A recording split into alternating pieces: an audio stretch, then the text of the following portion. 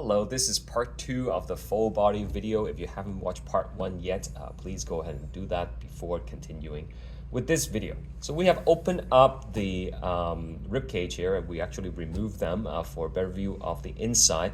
And you might remember seeing some of these things in earlier videos. We have the heart right here, something we've already spent quite a bit of time discussing.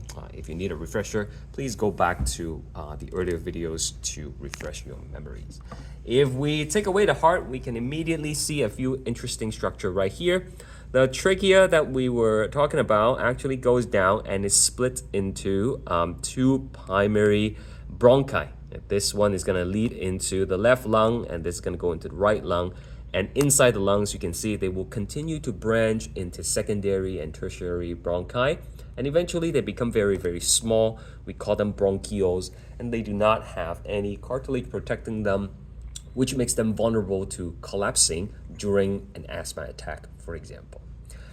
Behind the trachea, you can see this muscular tube. It is actually your esophagus, and it's going to go through a little opening that is in your diaphragm.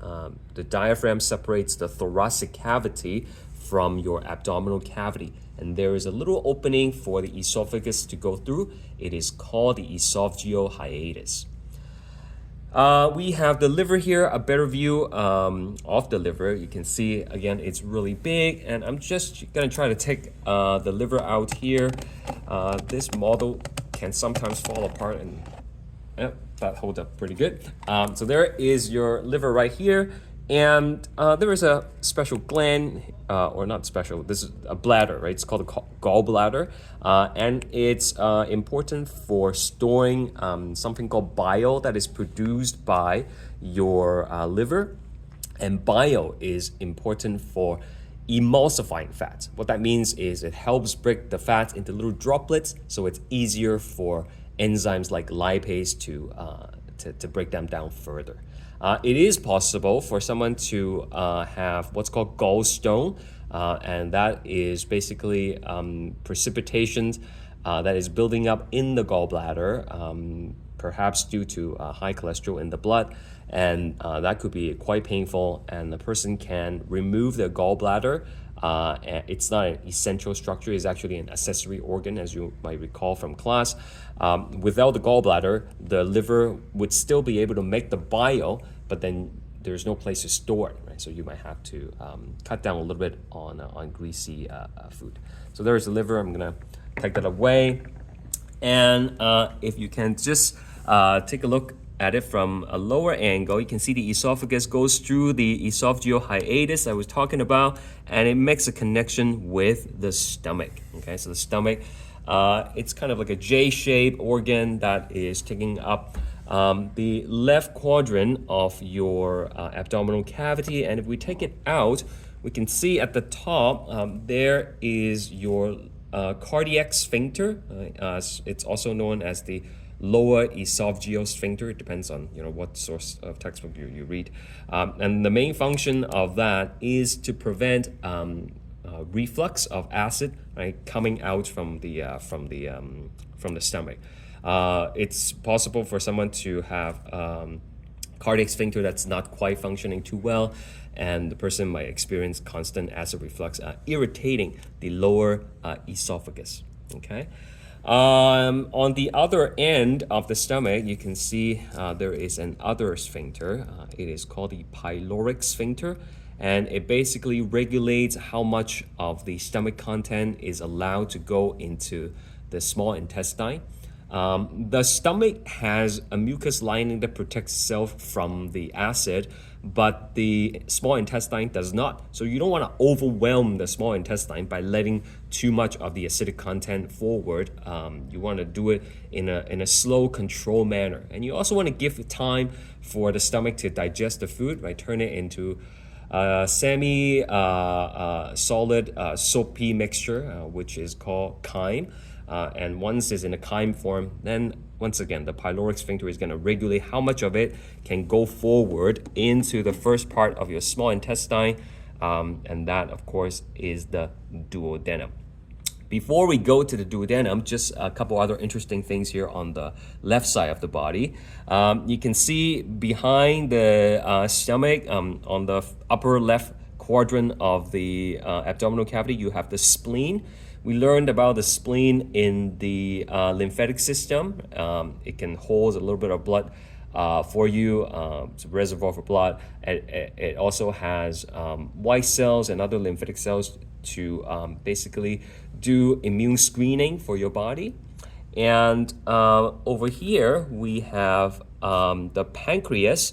The pancreas plays a role in digestions by secreting a mixture of pancreatic juice, and in that juice there are various enzymes that will help with the chemical digestions of molecules, and more importantly, it also contains sodium bicarbonate, which is gonna get secreted right into the duodenum. So as the acidic chyme is coming in from the stomach, the sodium bicarbonate from the pancreatic juice will neutralize them, so that it's not gonna irritate the lining of the duodenum. Okay. So I'm gonna take away the transverse colon right here for you to take a better look at the duodenum. It's not very long. It's in fact the shortest part of your small intestine. The whole intestine is about 7 meters, and this first part, it's only about 12 inches long. So most of the chemical digestions will be happening and completing, in fact, in the duodenum. So it's receiving the pancreatic juice from the pancreas, and it's also receiving the bile that is coming from the gallbladder that we mentioned earlier. Okay. By the time the partially digested, actually it would be mostly digested by now, content move forward to the rest of the intestine. The jejunum is the next part, and the ileum is the last part of the small intestine. That's where the absorption of nutrients is going to be taking place. Remember in class we talked about various features and adaptations to increase and maximize surface areas so that you can absorb these nutrients more efficiently. So be sure to review those. I'm gonna go ahead and remove the small intestine here, and that will show you additional structures. Right here, that is the last part of the ileum, okay? And it's gonna be connecting with the first part of your large intestine.